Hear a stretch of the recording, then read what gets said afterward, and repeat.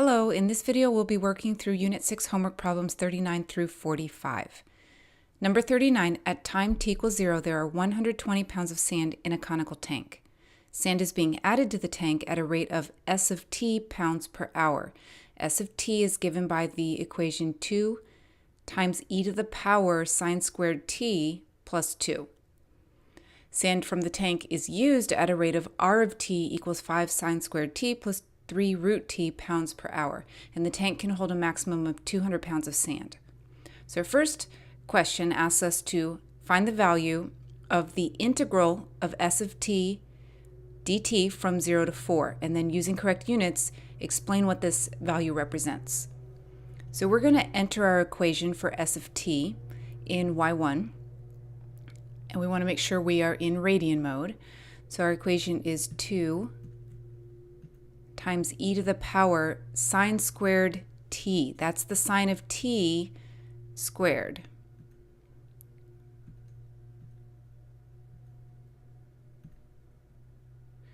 And then let me come down from the exponent, and we need to add 2. So there's my equation for S of t. I want to find the integral of S on the interval from 0 to 4.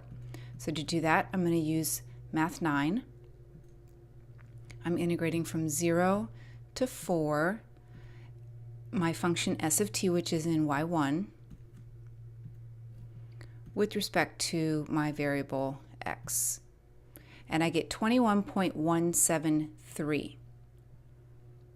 If we integrate S, the units on S are pounds per hour, and if we integrate with respect to time t, which is measured in hours, then we are multiplying pounds per hour by hours. So our answer will just have units of pounds.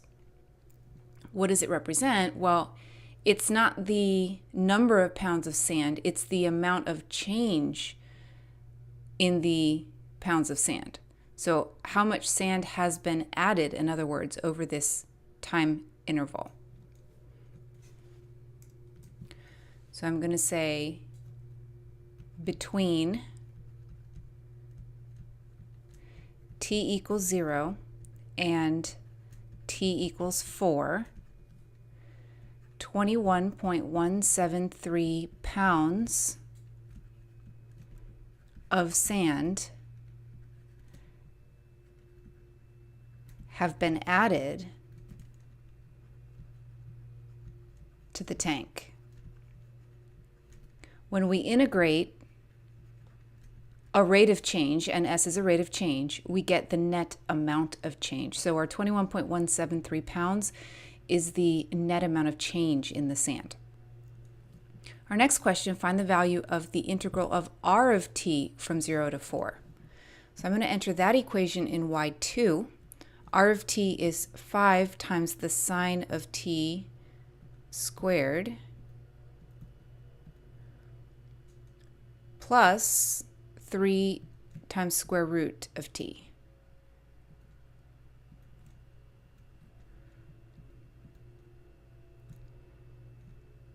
So we'll integrate using Math 9, again, same interval, 0 to 4. This time I'm integrating the equation from y2.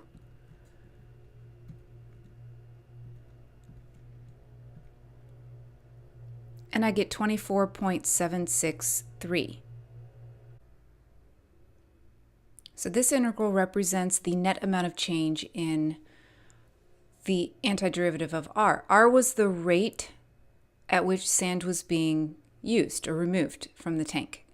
And so if we integrate r, instead of getting the rate that sand is being removed, we just get the amount of sand that is removed over this time interval. So the net change in the amount of sand. So here I can say between t equals 0 and t equals 4, 24.763 pounds of sand have been removed or have been used from the tank.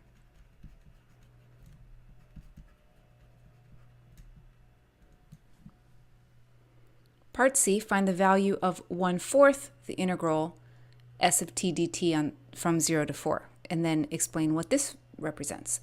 So we already computed the integral from 0 to 4. We got 21.173, and we're multiplying that now by 1/4. Well, this is the average rate of change formula.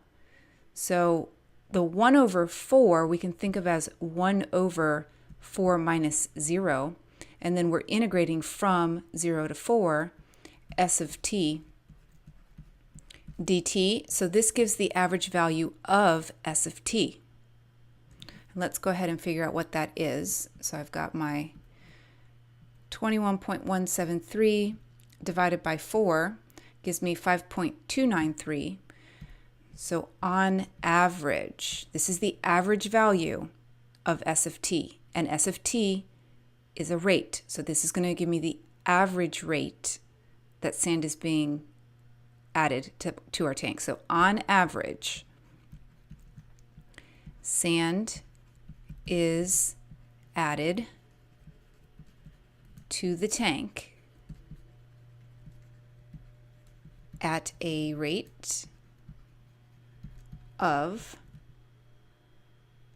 5.293 pounds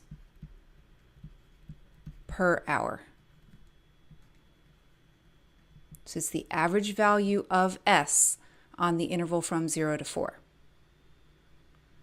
Part D, write a function a of t containing an integral expression that represents the amount of sand in the tank at any given time t. Well, we are told that at time t equals 0, there are already 120 pounds of sand in the tank. So we start with that. A of t is the amount of sand in the tank at any time t. Well, when t is 0, there are already 120. Then if we integrate from that time 0 to time t, s of t dt, we're going to get the amount of sand that has been added up until that time. But we also have to consider how much has been used. So we would want to subtract how much sand has been used. So subtract r of t. And maybe I should make it a little bit more clear here. We can write it as separate integrals. If I want to know how much sand has been used, I would integrate r of t from 0 to t. But since both of these integrals have the same lower limit and upper limit, we can combine them into a single integral, if you like. It's not necessary, but it can save a little button pressing if we combine them into one. So we can have a single integral that goes from 0 to t, and then we can do s of t minus r of t dt. So this will give us the amount of sand in the tank at any time t, starting with our initial amount and then adding the amount of change, the net amount of change. Part E, how many pounds of sand are in the tank at time t equals 7? Well, we just wrote an equation that would give us the amount at any time t. So we now need to find a of 7. So we take our 120 plus the integral from 0 to 7 of our s of t minus r of t dt. So 120 plus math 9. I'm integrating from 0 to 7. And I already have s of t in y1 minus, and I have r of t in y2. And we're integrating with respect to our variable x. And we get 104.419, or actually that would round up to 0.42, 104.42. So 104.42 pounds. And part F, after time t equals 7, sand is not used anymore. Sand is, however, added until the tank is full. If K represents the value of t at which the tank is at maximum capacity, write but do not solve an equation using an integral expression to find how many hours it'll take before the tank is completely full of sand. So we've already found the amount in the tank at time 7. That was our 104.42. And then if we want to know the amount of sand any time after that, we just add the amount that's been added or removed after that. So we can come up with an integral expression that starts at time 7 and ends at time, well, we don't know. That's what we're trying to solve for. So let's call it k. The integral from 7 to k will give us how much sand has changed in the tank on this time interval from 7 to k. So we still want S of t minus R of t dt. And we specifically want to know when this, so right now this is going to be the total amount of sand in the tank, well, just the amount of sand in the tank at time k. And we want to know when that reaches maximum capacity, which is 200 pounds of sand. So we would set that equal to 200. Number 40, the tide removes sand from Sandy Point Beach at a rate modeled by the function r. R of t is 2 plus 5 times the sine of 4 pi t over 25. A pumping station adds sand to the beach at a rate modeled by the function s. So S of t equals 15t over 1 plus 3t. Both R of t and S of t have units of cubic yards per hour, and t is measured in hours for times from 0 to 6 hours. At time t equals 0, the beach contains 2,500 cubic yards of sand. So part A, we want to know how much sand will the tide remove from the beach during this 6-hour period. So the tide removes sand at R of t, at that rate, R of t.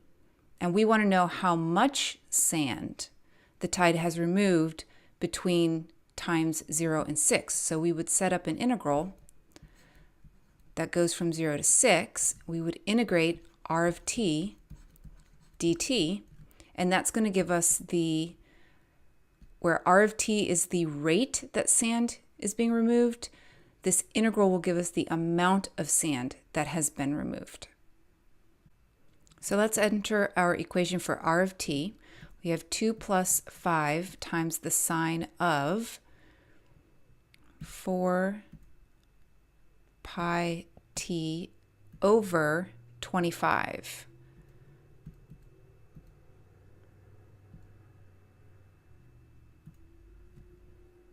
And then I'm going to evaluate my integral using Math 9. So I'm going from 0 to 6. I'm integrating y1 with respect to x. And I get 31.815, or bump that up to 31.816. So 31.816. And R of t was measured in cubic yards per hour. When we take our cubic yards per hour, so yards cubed per hour, and multiply it by dt, which is the change in time or hours, the hours cancel out and we're just left with cubic yards. So this is 31.816 cubic yards. And then part B, write an expression for y of t, the total number of cubic yards of sand on the beach at time t. So y doesn't represent the rate, it just represents the amount of sand on the beach at time t. We were told that at time t equals 0, the beach contains 2,500 cubic yards of sand. So that's the initial value, 2,500, plus, and then if we set up an integral, we get the change in the amount of sand. So from 0, time 0 to time t, we have S of t, the rate that sand is being added, minus R of t, the rate that it's being removed. If we integrate S minus R, we get just the net amount of change in the sand. Number 41, use a right Riemann sum over the given intervals to estimate the integral of f from 5 to 35. Now it doesn't say how many subintervals to use. but we know we'll get a more accurate estimate if we use more subintervals. So let's go ahead and go 5 to 13, 13 to 22, 22 to 27, and then 27 to 35. We're using a right Riemann sum. So the right endpoint is going to determine the height of this first rectangle. The width of the rectangle here is 8. So if 8 times 12 plus my next rectangle has a width of 9. So 9 times 13 plus my next rectangle has a width of 5. So 5 times 17. And then my last rectangle has a width of 8. So plus 8 times 22. Okay, 8 times 12 plus 9 times 13 plus 5 times 17 plus 8 times 22. And that's going to be 474. Now we're not given units here, so we just leave that as our answer, 474. Number 42, for the first 6 seconds of driving, a car accelerates at a rate of a of t equals 10 times the sine of 1 plus t squared over 10 meters per second per second. Write an integral expression to represent the velocity of the car when it first begins to decelerate. When it first begins to decelerate.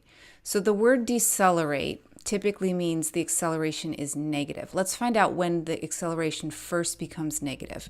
So I'm going to enter my acceleration equation.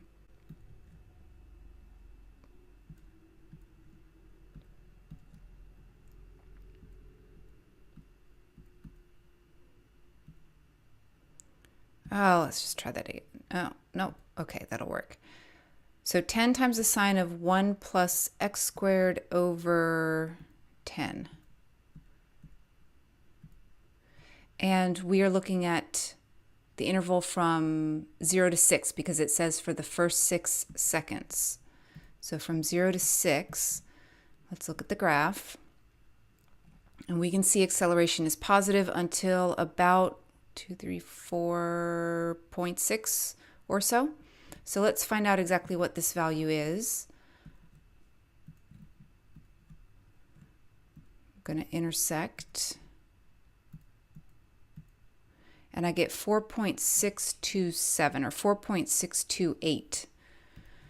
Okay, so t is about 4.628 when the car first begins to decelerate.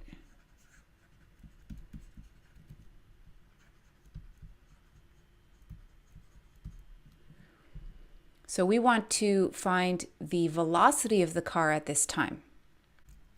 If we integrate acceleration, and we can write the equation here, I'm just going to write a of t dt. If I integrate acceleration, I get velocity, but we're specifically asked to find velocity at this time, 4.628. So we can say that that's going to be the change in velocity from 0 to 4.628 added to the initial velocity. So in other words, if I integrate a of t dt from 4.628, or from 0 to 4.628, that's going to give me the velocity at 4.628 minus the velocity at 0. And then if I add the velocity over to the other side, we get the velocity at 4.628. So this is the integral expression that would give us velocity at that time.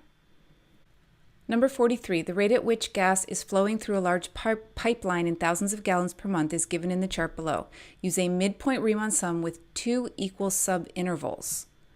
2 equal subintervals to approximate the number of gallons that pass through the pipeline in a year. So the width of our first subinterval is 6 and our second subinterval also 6. We're using a midpoint Riemann sum, so we want 6 times 62 plus and then 6 times 60. So 6 times 62 plus 6 times 60 is 732.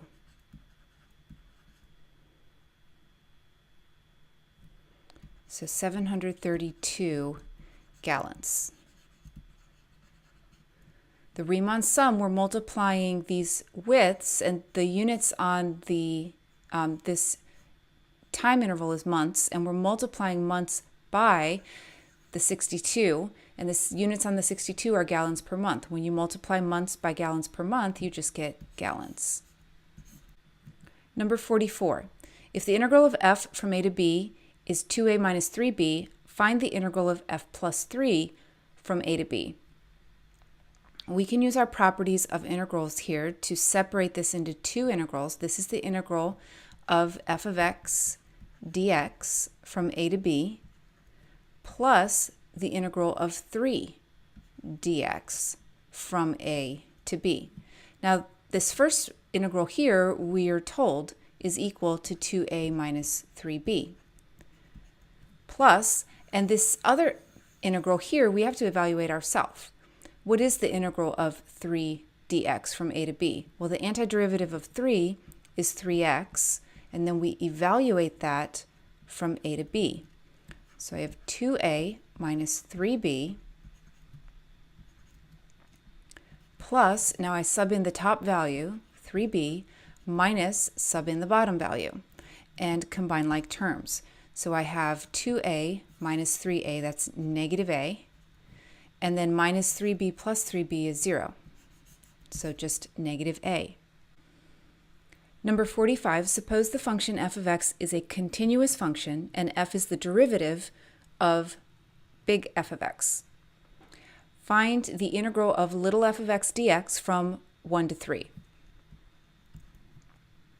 So the integral of little f, since we know this is a continuous function, we can apply the fundamental theorem of calculus here.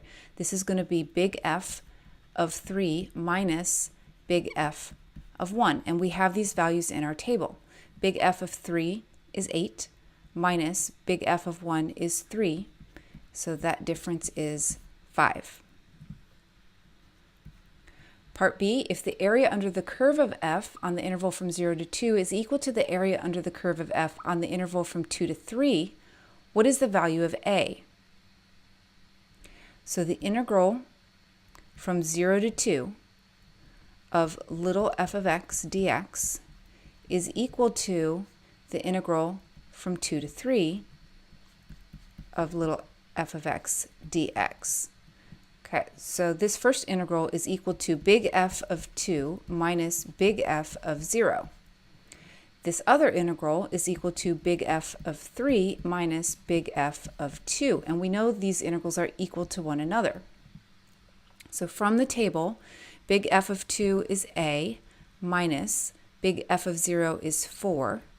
And that's equal to big F of 3, which is 8, minus big F of 2, which is a. And now let's solve. So if I add a to both sides, I get 2a.